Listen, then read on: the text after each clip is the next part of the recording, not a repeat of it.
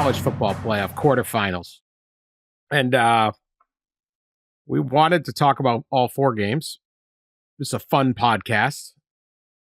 It's a podcast we consider an kind of a respite, an oasis from the real world. Unfortunately, that isn't the case right now. We don't even take ourselves or the football too seriously. We certainly don't normally take anything too seriously, but sometimes serious things happen. And the terrorist attack in New Orleans at 3 a.m. on New Year's Day has played a role in college football shaking it up. Tragic, sad, infuriating. 15 dead, 25 injured. Includes a former Princeton football player, Tiger Beck. His brother is a TCU player, Jack. A University of Georgia student was injured. Alabama student was down there, was killed. Our thoughts with everybody who suffering from this tragedy, including their families. Pushed the Notre Dame Georgia Sugar Bowl back till 4 Eastern. 4 Eastern on Thursday. Ross, you are in New Orleans, and you wrote a really terrific and thought really insightful and poignant column from the scene down there.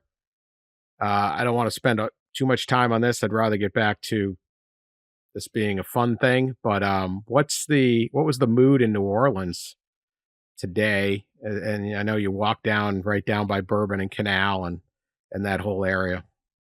Yeah, it was weird. Yeah, eerie kind of feeling. Literally, as we're taping right now, I'm staying at for people who know New Orleans well, staying at the Sheridan. It's the media hotel for the Sugar Bowl. It's in the Sheridan on Canal, and it's almost quite literally across the street from the intersection of Canal and Bourbon Street, where the driver turned and killed so many people. And literally, as I'm sitting here, I can lean just a little forward and see the intersection in the cop cars that are still present. It was a weird day. Yeah, I took up 3-4 hour lap around the city, visited both team hotels. Georgia's hotel is about 2 blocks away from where the incident happened at the Marriott on Canal. Notre Dame's hotel is about 6 blocks or so away on the river.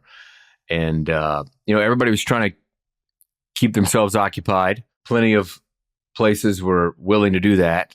Businesses in New Orleans, obviously, they were open and the drinks were flowing, and you couldn't get a reservation tonight for dinner at many places. But it was like this weird, like there's not very many people out on the street. I just walked back from a meeting tonight, and there's just not very many people out. And obviously New Year's Day night, and it's like 50 degrees, 55 degrees out here. It's great. It's a beautiful night. And it's like a ghost town. And Bourbon Street is empty. But a lot of the streets through the central business district and the warehouse district are empty. So it's a weird feeling. And today that a lot of people had their luggage and were leaving. You could tell. They were either driving home or heading to the airport. They were not staying an extra night. And so it'll be interesting. I'm guessing that the Superdome will be half full, maybe 2/3 full for tomorrow's game. But yeah, it was weird, Dan. It's I was obviously I grew up about an hour away from here. I was born down here in South Louisiana. This was the city that I came to when I was a kid. This was the city you came to every other weekend or so for an event or movie or a Broadway show or whatever. And I've been here in a lot of different events that have hit this city, whether it's crazy flooding or hurricanes. And it's like, here's another one. The city keeps taking the hits. And you do kind of wonder how much the city can take. I was texting with some people tonight who were old Louisiana people, kind of hinting that, sure, New Orleans is going to bounce back and the French Quarter is going to bounce back like it always does. But New Orleans does big events, a lot of big events, and does big events usually really well. Everything's very walkable and stuff. And it just stinks that things like this there's fear that it could drive away the big events eventually. And I hope not. And certainly the Super Bowl is here next month. And that's part of the reason why actually the security measures weren't in place on Bourbon Street. The bollards, they call them, that erect from the street and stop cars that from going down the street. They were in the middle of transitioning those for the Super Bowl, and they weren't operational. If they were, maybe that truck doesn't get all the way down the street or as far down the street as it does. So, yeah, it's just it's a weird feeling, and the game's going to be really weird. You know, I think the game's going to be eerie. It's certainly unfortunately a very memorable event in place to be. Yeah, horrible. I mean, just, one of those devastating things you wake up to that you never anticipate, but and it brought back a little bit to me, like when you're in a place that's joyous and excited and having a big event, and all of a sudden somebody can attack it and murder people. The Atlanta 1996 Olympics. And I had been in Central Olympic Park earlier that evening before that bomb went off. And you just feel like vulnerable, robbed, scared, and for something like this to happen in New Orleans, such a great city. I mean, we've all been there and had so many great times there. It's devastating, and you just feel awful for everybody involved. And yeah, I don't know what, I don't think there's a right thing or wrong thing to do with the game. I'm glad they didn't play today. That would have felt wrong to me. But, playing tomorrow, sure, I guess that's fine, and you try to piece things back together and go on. And this is part of New Orleans, is having big football games. And so, this is, I guess, part of trying to pick yourself back up. But man, it's not easy. And, you can't just shrug something like this off and say, oh, we'll be back. I mean, there's a lot of grieving, I think, that has to happen. And a lot of, horribly affected families. And, it hits deep. But that said, they will play the football game. I think it'll still be a very interesting football game. We had 3 other football games of varying interest, and we'll get to those. But just something you never really anticipate something like this is going to happen. Yeah, well said by both of you. Yeah, I think, like you said, we all love New Orleans. Anybody who's a big college football fan at some point, maybe get to New Orleans, certainly in the SEC. It's probably the best city to host these events, because there's so many. The restaurants are great. The city is hospitality, 24 hours open, walkable, as Ross said. I said the Super Bowl, I was going to go to that next month. I think that'd be maybe the 3rd one I've done down there. It's done a lot of Sugar Bowls, national championship games, everything. And no city does it better. And just makes you angry, really.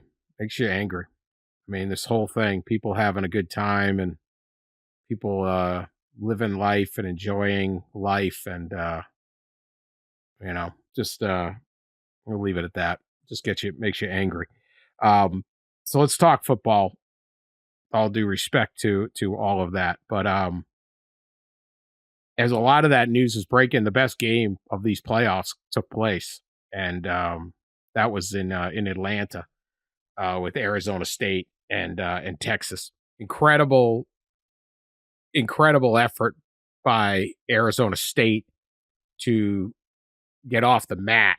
It looked early like this was going to be 50-0. There was they didn't have a chance. They gave up a 2-play touchdown drive, I think, to start, then a punt. Their offensive line is getting blown off the ball. It looked like it was going to be terrible. And instead, Arizona State just sort of settled in and just started playing its game. And slowly but surely, there it was. And it was a lot of Cam Scatterbo. Unbelievable effort. 143 yards rushing and 2 touchdowns. 99 yards receiving. And he threw a 42-yard touchdown pass. He had He had an unbelievable thing. He also puked at one point. Called it puke and rally, which I think many made him kind of the spirit animal of many people nursing hangovers on New Year's Day. And probably many ASU students over the years and decades as well. Leave it to a Sun Devil to know how to puke and rally. Yeah, that's right. Yeah. Party school. When that inevitably becomes a T-shirt at Arizona State, I am buying one. Puke 100%. And rally. That was his quote. Yes. I mean, I threw up. I drank too much water too fast, and I was feeling kind of feeling sloshy. Then felt better after. I've used that drank too much water excuse. That usually doesn't. Yeah, yeah. We all have. That's right. No. I just drank too much water too fast. Mm-hmm. That's it. But Cam Scattaboo, hey, you got to go with it. Anyway, they bring it back. They tie it. It goes to overtime. We're going to get to this targeting call. Oh man, that was a heartbreak. Texas has 2 chances to win, missed both field goals, gets to overtime. Arizona State takes the lead. They convert and they get Texas on 4th and 13. And then Quinn Ewers, who's just, is he good? Is he not good? I don't know. He looks like a 10-year NFL vet all of a sudden. He moves the blocking scheme. He recognizes the blitz. He looks off the safety, gets a guy behind him, and drops a perfect dime in there. And you go, wow, what a play. And that was the play that saved the Texas season, 4th and 13. And ASU was just gassed after that. That was the moment it collapsed. But unbelievable effort by Arizona State and really an unbelievable effort by Texas. Survive and advance, man. Pat, what do you think? Yeah, just a tremendous game. By far the best thing we've had in the playoff. And I want to thank Arizona State for giving us that, because we would have been like 100% duds, really. I mean, Boise State actually acquitted themselves reasonably well, but we needed Arizona State to show up and to bounce back, and they did. And I mean, the tenacity and character of that team is incredible. And it stems from Kenny Dillingham, who's just, I think, a superstar on the rise. And then the leaders on that team who just refuse to bend down. I mean, they're just, that was incredible, I thought. In a game nobody thought they would win, and they get buried early, and they're like, we're okay. We're just going to keep coming back. And they did. They put up 510 yards of offense on Texas on a good defense. 29 first downs. If they would have converted a couple more times, maybe kicked a couple field goals when they didn't, or made a field goal, they might well have won that game. And then also, I mean, I have to say, as much as I love their effort, I thought the 4th and long zero coverage blitz when they were 1 play away from winning the game was a disaster, and they gave up an easy touchdown. Just a terrible decision there. But phenomenal game. And yes, you got to give Texas credit, because they were actively melting down. Like, you were watching it happen.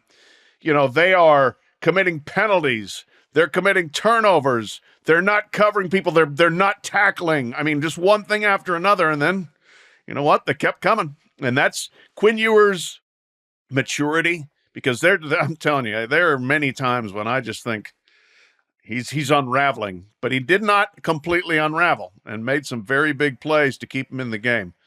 Kicker missing kicks, didn't matter. They overcome that. So really a great game. As of right now, perhaps a little prisoner of the moment, but I think Texas is going to get absolutely dump trucked by Ohio State. But Texas is in the game, and it's in their backyard. Yeah, right. Playing in Arlington, a pretty good spot for them. I cannot believe Texas won that game. Like, when I tuned in, I obviously, I was out in the city of New Orleans a little bit, and I got back to my hotel room toward the end of the game, very end of that game, and I saw the last 3 or 4 minutes, the complete collapse, and then watched overtime, and it just seemed like everything was going Arizona State's way, and they had this hero. I mean, this kid, Cam Scattaboo, this guy's never going to have to buy a drink in the Phoenix, Tempe, wherever again. It's remarkable. He can puke and rally for life down there. Yeah, that's right. That's right. I think that might be meaningful to him. He didn't get a trip to New York for the Heisman ceremony, but there you go. Free puke and rallies. There you go. That's not bad. I'm sure someone of the bars in Tempe down there in Phoenix will come up with some kind of puke and rally drink. Where it's like some kind of yellowish green color. It's like Red Bull and Jaeger or something mixed together. Everybody get the puke and rally Cam Scattaboo drink. You are a New Orleans kid. You are from New Orleans. There you go. Yeah. A touchdown pass, 30 rushes, 143 yards and 2 touchdowns, 8 catches, 99 yards receiving. It's remarkable. It really is. And it actually is kind of, I think it's unfortunate that we won't see him again this year. It stinks because I would have loved to see what he would do the rest of the way because it was remarkable. Just in the, 5 minutes that I tuned in regulation and then the overtime period, he's incredible to watch. He was dragged into the end zone in that overtime period by an offensive lineman. Just really fun. And I kind of agree with Pat. I know we're not talking about the next round, but I think Ohio State looks like a unstoppable machine. And Texas, given the last 3 quarters of that game against Arizona State, certainly has some issues to fix in the week before the Cotton Bowl. All right, we'll give Ohio State its flowers, its roses. It certainly deserves them. But on this, the big play of the game, and who knows what was going to happen after. I'm not saying it decided the game. 4th and 13 decided the game. And I agree, Pat, that blitz was risky. But the problem with the blitz was if you rewatch the plays, Ewers shifted the line. He recognized the blitz. Yeah. And he starts yelling because they were standing there in the A gaps. I mean, yeah, it wasn't a well disguised blitz. They had a guy slide back on the edge, but he recognized that blitz and he got that blocking. That he's not, man. Like there was some report like $8 million someone's offering Quinn Ewers next year. I'm like, for what? Pre-snap read. Like, but he makes that play, and you're like, that's an NFL play. Now, there were many other plays that were not NFL plays. That's the problem with them. But boy, that was the game-winning thing. And as much as Arizona State deserves all the respect for the effort they put in, Texas gets a little too because they had every reason to lose. But 1 minute left in the game. It's 3rd and 15. They get the ball to Melquan Stovall, Arizona State, and at their 48-yard line, and it's only 10 yards. He gets tackled by Michael Taff, but it is a helmet-to-helmet hit with 1 minute left, and it would have, if the flag had been thrown, moves the ball to the Texas 37-yard line, and Arizona State's got the ball, 1 minute left.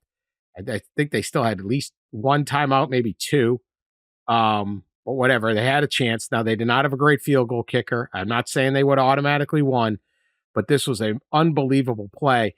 And to me, it was targeting 100 out of 100 times, and yet somehow they went to review and did not call this a targeting.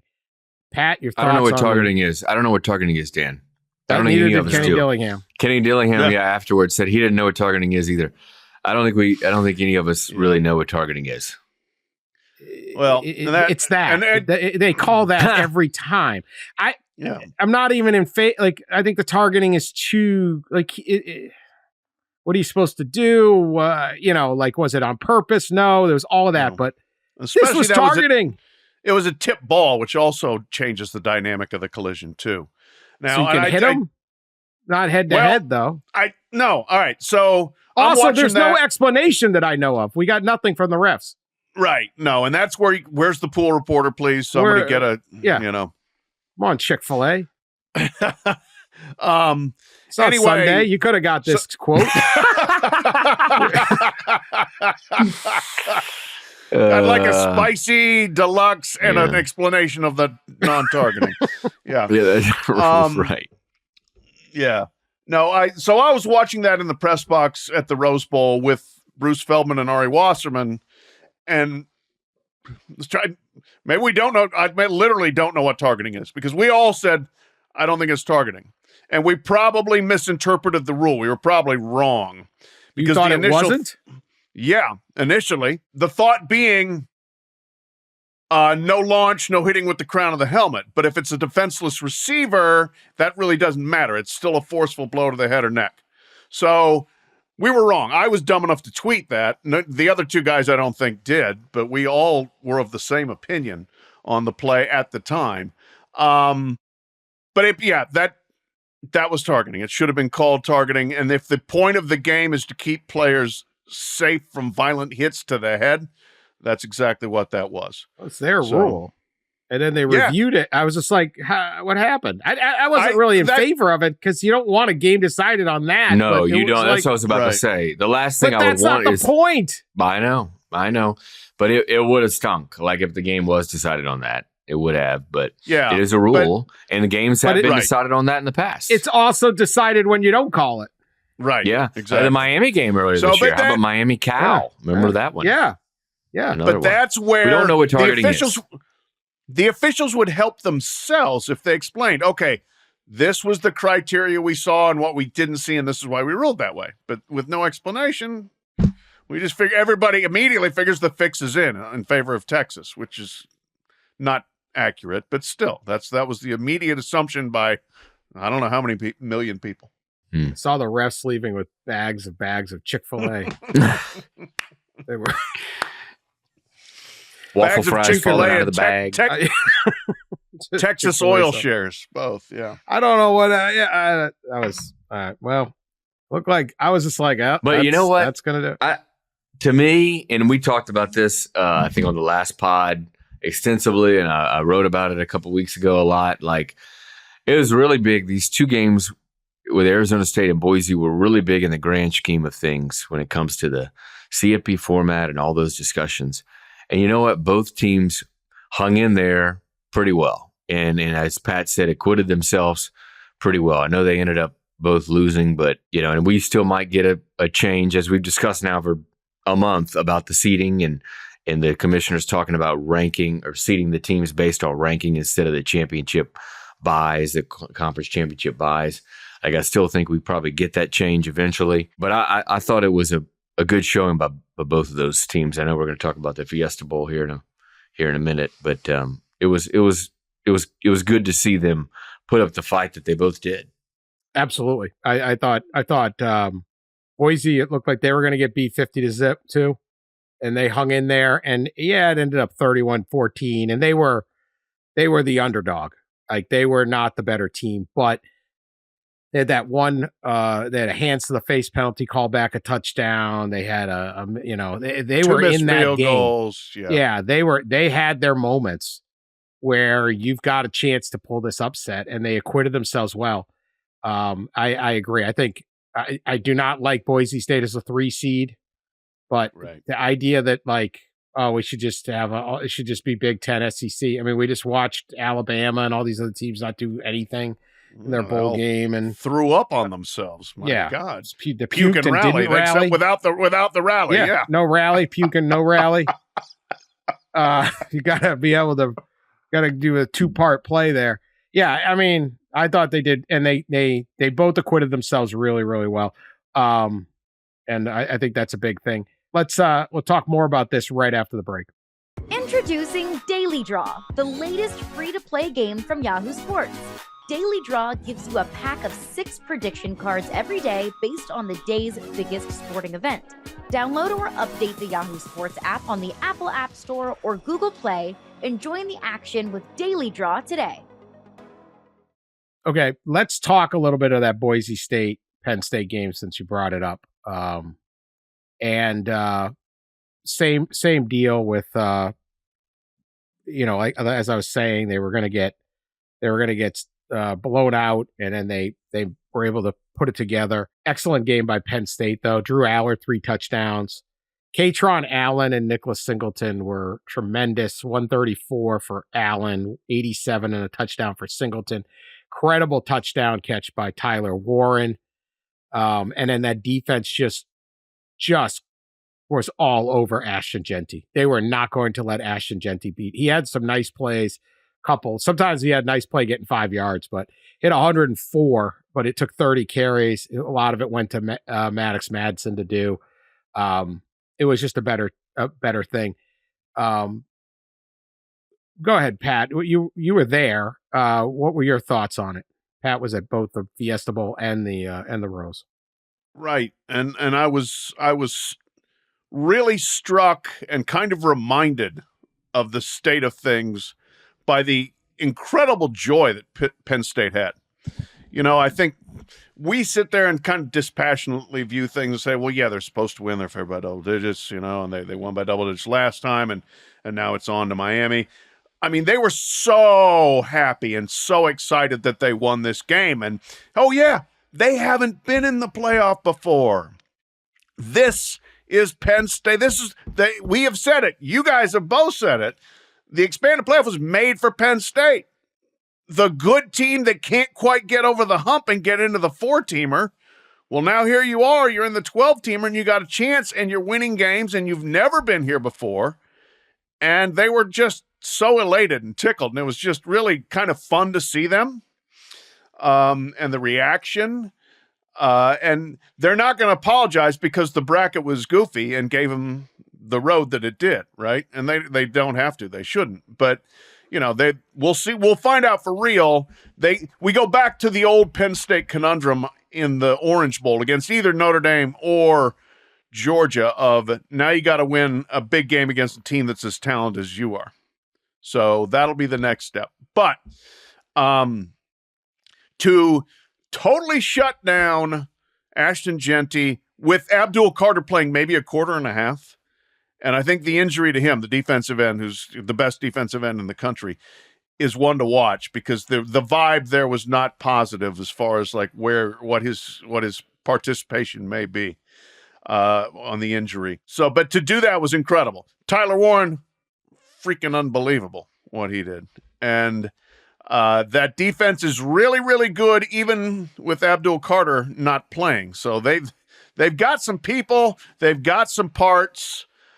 They may be, we'll see when all said and done, the fourth of the 4 teams in the Final Four as far as who people think could win the national championship, but I would not count them out at this point. One thing with Penn State, I would think, they got to be able to run the ball, and they certainly did that in both games. And they'll be facing either Georgia or Notre Dame that stops the run as well as anybody. I think they're both top 10 or top 13 or something in stopping the run. So that will be an interesting matchup when they play someone that's kind of on their level, as Pat said, talent-wise. Look, we talked about it in the preseason. Oddly enough, Oregon, as the undefeated 1 seed, had the toughest path and had a tougher path. And Penn State probably had the easiest path route to the championship game. And it is obviously partly because of the conference bye rule, like we discussed earlier. And, Penn State did what it needed to do, what a lot of people predicted it to do. It beat a group of 5 team. That was a group of 5 team last year and a group of 5 team this year.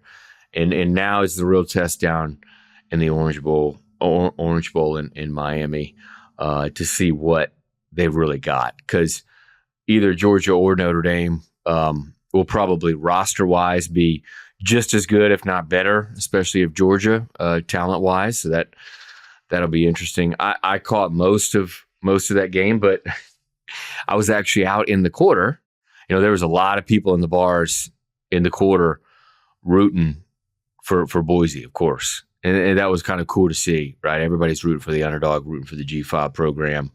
And they had a great year, and they were fun to watch. Jeanty was, to me, he was the most exciting player to watch this year. Out of everybody, even Travis Hunter, to me, like he just was. It was awesome to watch him run the ball, and my gosh, Tom Allen, the defensive coordinator at Penn State, in the Penn State defense, did an unbelievable job. As Dan was saying, I think he had one long run, like past like 10 yards. It was remarkable, just remarkable to watch. And I think I saw maybe after the game, it might have been from UPAT or something, like Tom Allen like embraced Jeanty after the game, gave him a big hug, and somebody took a picture of them two on the field. But there's no better defensive effort than that one this year. It was incredible. That wasn't from me, I'm sorry, but I did get this quote from Dominic DeLuca, linebacker for Penn State. This was like when they were so giddy after the game, and I went up and asked him, I said, what was the game plan for stopping Jeanty? And he said, being able to get all 11 to the ball. We knew once we got him stopped in the backfield, all 11 were running to the ball and then he just stopped himself, said, excuse me, the pursuit would be there. And then he kind of laughed and said, sorry, I'm kind of on cloud 9 right now. That was great. That's great. That's great. It was one of those things too, right? Because when the first person hit Jeanty, all of a sudden, here they came. 5 people were there. It was like every time 5 people were there. Yeah. So I don't know how they practiced, but they obviously practiced specifically to do that. And it was really impressive. They watched the film of Jeanty breaking 3 tackles on every run. Yeah, well, that's the problem. You got to hit him with 4 guys because the first 3 are going to. So there's a very sore kid on the scout team. Jeanty. Yeah. I thought both of you guys are bringing up great points because Boise has a lot to be proud of. All the teams you mentioned here, and Pat had a great point thing in his column where they were shooting like the confetti and it like landed on top of James Franklin's bald head, and they're all laughing. And like there's something about this playoff. There's just been so much negativity and complaining and whining, and I stopped even looking at social media during the games today because it's just like oh, they suck. This sucks. These guys they're horrible. Jeanty sucks. No, he doesn't. They were running 6 guys at. Oh, you wouldn't have gained 20 yards in the SEC. Come on, man. Your teams are offering him $2 million or something to come play for, $1 million. What are we talking about? And we've talked about this about college football. No sport does a more robust job of trying to tell the fans that everything sucks like college football. The coaches are like, it's the Wild West, this is the disaster, this is horrible, everything sucks, and then everyone's like, all the coverage has been the system sucks, and it's like these were great games. Boise State put out a great effort. Penn State should be thrilled. They're in the Final Four. They won a playoff game, and you saw that joy when they were running, and they finally sealed the game. And then this epic game, like Scadaboo had these, I don't have the quotes in front of it, he's talking about just how proud he was of the Arizona State in defeat, and Texas should be excited. This has been terrific. Games don't all have to be Arizona State, Texas. And it's just, there's so much negativity and we got to do this, we got to do that. Everyone yelling about everything. It's like, you know what? It's pretty damn good. And at the end of the day, we're going to get our 4. And if, we're going to get 4 teams, there probably, I guess there really were 7 teams that could advance. And I thought there'd be 6. I didn't really think I picked Arizona State to cover, but I didn't know they could really win. I kind of thought there's 6 teams in this thing. If I had to pick a 7th team, it'd be Tennessee. Everyone's going to get their chance. So we're going to end up with a Final Four and you play. Like people like, just throw this out. I don't know. There's just so much negativity around this. I thought you did a good job, Pat, of capturing just how exciting it was to win a playoff game, another playoff game. Yeah, I think I'm glad you brought it up because that to me was a pretty powerful antidote to the complaining. It's just, and this is a dynamic we see in the basketball tournament. The longer the tournament, the more you win, the more everybody relishes and enjoys it. I mean, the excitement level, you can see it go up during the NCAA basketball tournament, and I'm seeing it go up in the football tournament. I mean, Penn State, they were so happy, and they've just won 2 games. They're going on. This would be going to the Sweet 16 if it was basketball, but even better, it's the Final Four for football. So Doesn't matter who you played. You're thrilled to be there. I think it's fantastic. And I can't wait to see who wins the next games and how excited they are. Yeah. Yeah. Less and less about what your draw was, who didn't get in, what's this, whatever. One thought on this, though, and we'll get to the Ohio State just ass kicking of Oregon, but it plays into this. The bye. We've seen 3 teams with the bye, and it has not gone well early. Ohio State at first quarter totals, they're 14. Ohio State led 14-0, and it was 31-0 with 8 something left in the second quarter. Texas was up 14-3. Penn State was up 14-0. All 3 bye teams got jumped early. Boise and particularly Arizona State were able to rally and make it games. Oregon rallied for a few minutes, kind of the middle 8. But other than that, they didn't really rally. But I don't know how you rally against that juggernaut out of Columbus. But is there anything to like rust? Is there rust? Like, I don't know. Like, it's got a small sample. We got 3 games. But I just wonder if, like, is there something where it's like these teams got punched in the mouth, like long plays against them, special teams gaffes. They didn't look ready to play the first 10 minutes of the game, and then they settled in and played better. Yeah, the difference in sharpness was glaring for sure. And is that a product of one team having a more regular rhythm from having played a first-round game versus teams that had 3 weeks off? Don't know for sure. Dan Lanning shot it down immediately. And one of the things I really like about Dan Lanning, like, he makes no excuses. And he said that there are no excuses. And he laid it all on his shoulders. He said, I didn't do a very good job getting my team ready. We didn't prepare, but he was not going with that. Whether that's accurate or whether or not, I don't know, but there's no doubt. And the thing is, Ohio State did the same thing to Tennessee when they were both on equal. Actually, they weren't. No, Tennessee had been off longer, right? No, they were equal. No, they were unequal. Yeah, they either neither played a championship game, right? Yeah, that's where Ohio State right now is just throwing bazookas right at you, and so they might be a whole different animal. But the other two, yeah, it was pretty glaring. And I will say too that I expected much more of Oregon than we got. So, we'll see. We need larger sample size. We need to figure that out. But it's at least a talking point. And the one guy who had a team that should have been toe to toe, then got smoked, says no, it's not an issue. I don't think, when I look at the 3 games, I'll look at the better, probably more talented team won the game. I don't know how much it is the bye. It's again, it's the product of the seeding, the championship game rule situation. All of it is a process, is a product of that. Not just Boise, Arizona State getting the bye, but because they got the bye, Ohio State's playing Oregon, which should really be a semifinal or even a championship game, because they were really supposed to be 1 in 6 seed, not 1 in 8 seed. So, and that, again, that's something that probably the commissioners will discuss, and I would imagine will, at least by 2026, if not by next year, will be changed. But I look at the games and I think, one team was not only more talented than the other, but just one team was a better team and better team that season in a lot of ways. I know that Ohio State went to Oregon and lost. Pat and I were there. It was an incredible game. Like, if that game's in Columbus, Ohio State probably wins the game. And in the Michigan game, is above the neck for Ohio State. Probably. There's nothing to do with talent in that one.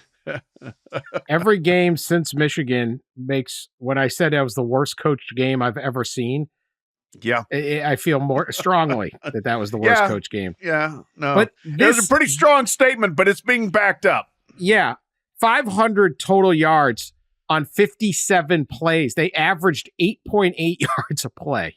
You're gonna win with that little number. Only 276 for Oregon. They averaged only 0.8 yards per rush, 8 sacks. The defense forced 8 punts of Oregon. Jeremiah Smith, 7 for 187 and 2 touchdowns. It felt like 14 for 350. This is what Ryan Day has built his program to do and be. It's to have the firepower to go and beat Georgia and when he was building it, and Alabama and Clemson and Oregon, whatever. And the problem he's had is that the end of the year, there's Michigan there. And Michigan is a different type of program. And it is in his head, but it's also like, this is who they go out and recruit. This is how they try to game plan. This is what they spend their NIL money on. It is, let's go win a national championship. And their problem is this thing in the middle that gets in the way. I remember last year at National Signing Day, Jeremiah Smith's paperwork didn't come in until the middle of Ryan Day's press conference. And there was, I don't know how much, it was Miami, Florida State were in there, and the kids coming out of Miami. And I remember they finally announced, Brian Day's at the podium, and he gets a little a nod that, hey, Jeremiah Smith's paperwork is in and he can discuss him, right? You can't talk about a recruit until he's signed or whatever. And he did this little fake knee buckle, like you could just see how big of a deal it was, like, whew.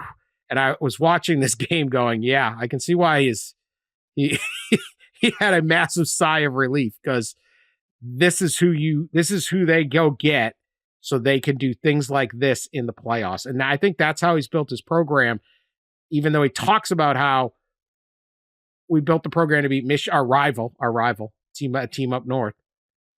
But really, this is what he's built his program on. And this year, he didn't have to see Michigan ever again. So this is why this thing is a wagon, and I don't know who the hell's stopping him. I wouldn't want to see Michigan right now at all. Anybody. Right, Dan? You don't want to play Michigan right now? I don't want to play Michigan right now. I mean, did you see I'd rather play Michigan than Ohio State. I'd rather play Michigan than Ohio State. They keep throwing for 50 yards passing in a whole game and winning the game. And winning. I mean, damn. If Bryce Underwood is immediately eligible, I wouldn't want to. Yeah, that's right. I mean, that Alabama game was just ridiculous. They have no quarterback. But no. Other than how about you won? Sharon Moore, good job. You won 8 games with no QB. Pretty good coaching job, actually. By the way, absolutely. By the way, we should talk briefly about all the teams that thought they should be in the playoff and how they performed in the bowl game. And I know a lot, there were opt-outs and it's some meaningless bowl and blah, blah, blah. But Miami and Alabama and even South Carolina, right? The 3 out all lost their bowl game. Ole Miss will play especially Alabama. On Thursday. They look terrible. Yeah. Alabama was horrible. And quite frankly, Jalen Milroe was especially horrible. He had 3 turnovers in the first quarter. Yeah. And not great. He's a nice guy, but there was a monsoon. There was. But then 2 plays later, he's Cam Newton. And then anyway. Yeah, right. It's been the way all season, though. It's been the way all season. Yeah. I mean, it's a roller coaster with him. But Pat on the Buckeyes, you were there. Yeah. Holy moly.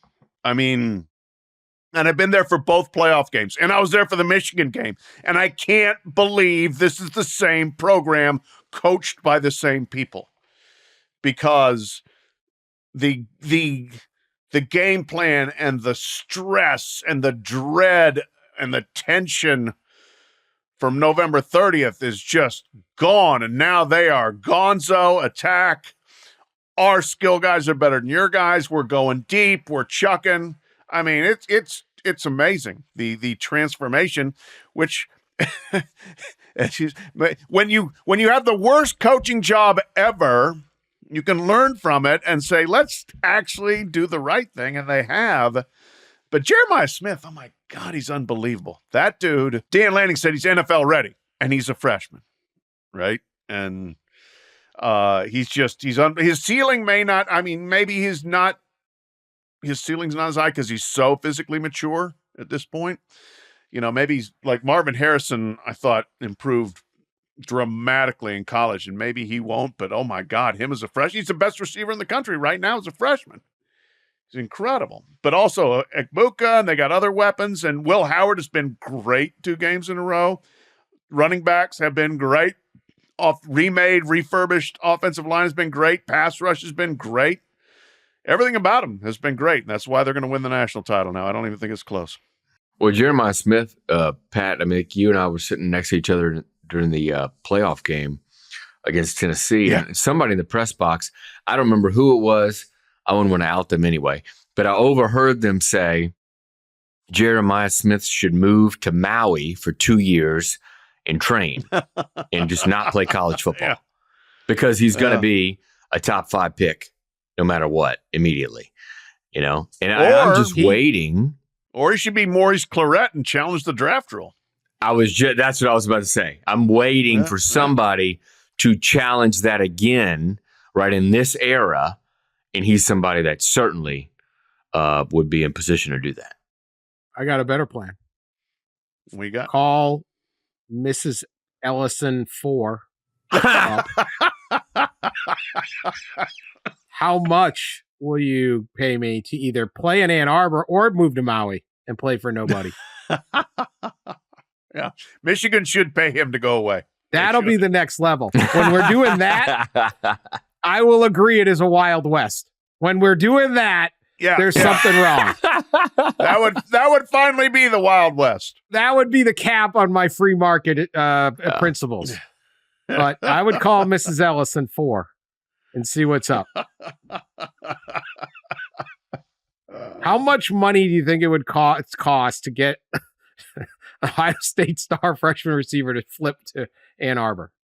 10 mil? 5 mil? I don't know whether there's a big enough number. There's always a big enough number. I think it's more than that. There's always a big enough number. 5 or 10. 10? Yeah. $10 million? I mean, I don't know. I mean, he's probably getting quite a bit right now, and it stands to make quite a bit more in the next couple of years. There's always a number, and get the second richest man in the world. It's less Elon gets involved. Everything's for sale, as they say. Everything's for sale, man. This is America. All right. Buckeyes, I think we all agree, are going to crush us. All right. I want to come back and talk about the big near brawl between Shane Beamer and Brett Bielema. The tail of the tape alone, I don't think we want that. What was Beamer? I'll give Beamer credit, although it was a lot of holding me back, and I don't blame him. I don't blame him. Hold me back. Yeah. Brett's like, what are you doing? What are you doing? We'll talk about that in a second. Introducing Daily Draw, the latest free-to-play game from Yahoo Sports. Daily Draw gives you a pack of 6 prediction cards every day based on the day's biggest sporting event. Download or update the Yahoo Sports app on the Apple App Store or Google Play and join the action with Daily Draw today. All right. The Pop-Tart Bowl got a lot of attention. The Cheez-it Bowl was like, hold on now. We're gonna hold my beer, hold my Cheez-it, Dan. We're gonna have a fight. We're power slapping. Yeah. Power slap. We nearly had a coach fight, and no one gets more excited about a coach fight than me. I was very excited when I heard about this. I watched it all. I've researched it all. Of course. It was at the Cheez-it Bowl. Illinois won 21-17. Congrats to the Illini. 10 wins. First 10-win season since 2001. Brett B's doing a good job up there. Anyway, they had a kickoff. Illinois kicks the ball off to South Carolina, and there's a thing that players do in football where they put their arms out like almost like a jet, like they straight out on a side as a ball comes into the end zone, and it's a signal to, it's like a courtesy to the coverage team that they're not going to return the ball. It's not a fair catch. It's different than a fair catch, but often it's just into the end zone. And it's a way to just say, don't crash into anybody because it's so many injuries. Yeah. It's sort of a courtesy in football. Plays over, relax. South Carolina did the T-bar signal, they're calling it. And yet they ended up catching the ball, but because they don't waive fair catch, it's just a courtesy. They caught the ball, stood there for a couple seconds, and then threw it across the end zone in an attempted fake trick play. They ran it up about 25 yards. So they kind of violated the spirit of the T-bar. Not kind of. They did it. You're not supposed to run a play after you're doing this thing. Old Brett B, he didn't like that. Quote, there's nothing illegal. They didn't do anything illegal, but it put us in a position that the ethic of what that is got evaporated because our kids stopped running. Evaporated. So Good a verb. couple plays later, Good there's verb an from Brett. Yeah, yeah, good evaporated. verb. Evaporated. Yeah, bad for a hog farmer. So Brett, a couple plays later, someone's injured, an Illinois player. So he takes the chance to get out on the field, obviously check on his player. But then he decides to do the T-bar, starts mocking the South Carolina sideline with the T-bar. And Beamer gets irate and has this whole hold me back. And he said, this is Beamer. I've got a lot of respect for him. He obviously done this for a long time. But in all my years of coaches, I've never seen that happen. It's like, I have a lot of respect for him. What an a-hole. An opposing coach came over while his player is hurt and basically had something to say to the opposing head coach. Well, Brett said, no, I wasn't taunting Beamer. I was taunting the whole sideline. Yeah, everybody, including Beamer. Yeah, everyone. Beamer included. So, Beamer included. Taunting all of you because you now, the next time you do the T-bar, no one can trust you because you guys are dirty, rotten scoundrels on this T-bar thing. This is fantastic. I mean, this is the Cheez-it Bowl, people. It's the freaking Cheez-it Bowl. So then it seems like we've got peace, but then somebody tweets out a video of an Illinois player looking like he looked to the sideline to fake an injury. And there was other allegations that Illinois was, they were very slow in substituting. I was watching some of the game. After the fight, I watched the game, of course. So Beamer goes, thanks to the tweeter. You're right. Credit to, just disappointed that our team got called unethical at a press conference for something we legally did on special teams. I don't take that lightly. Unethical looks like this, along with our RB getting his helmet ripped off at the same time, along with an Illinois player taunting him and tossing the ball at the umpire's leg, who does nothing. And then Brett says, Happy New Year. And there's so. Whose side are you on, Pat Forde? Shane Beamer both. Or Brett B? Both, because egg each other on and give us more stuff. Thank you. We'll take it. These are two guys who have done a very good job coaching, and they both have a little bit of character. The funny thing was Shane Beamer is not like his dad, Frank Beamer, legendary Virginia Tech coach, who was probably one of the most mellow, nice guys for a really good coach I've known. Shane's salty. Shane's online. Shane doesn't mind mixing it up and offering his opinions on things. And we know Bielema's been around a long time. We know who he is. So this is a good matchup. The tail of the tape, you're right, Dan, does not favor bantamweight Shane Beaver against mega heavyweight Brett Bielema, but quickness sometimes might prevail. Yeah, he's agile. Yeah. If they'd gone, Quickness. if they'd gone octagon at midfield, I think it would have been fantastic for all the cage Cheez-its. match. At least power slap it. At least power slap. Power slap would be fine. That would favor Beamer. I'm sorry. Brett did not look scared. Brett did not look scared. I'm hurting thinking about what Brett Bielema's massive paw would do to Shane Beamer's face. It would be unfair to the smaller man. Yeah, I guess we got Cheez-it cage match, Dan. Yeah, let's go Cheez-it. Yeah. As Michael Scott would say on The Office, the cage match works. If it wouldn't work, everybody would come out of the cage. Nobody does. There you go. Unfortunately, these two teams don't play each other. Anyway, good job, gentlemen. I'm on both. I'm with Pat. I support you both. Yep. More fighting, more coach fights. More coach fights.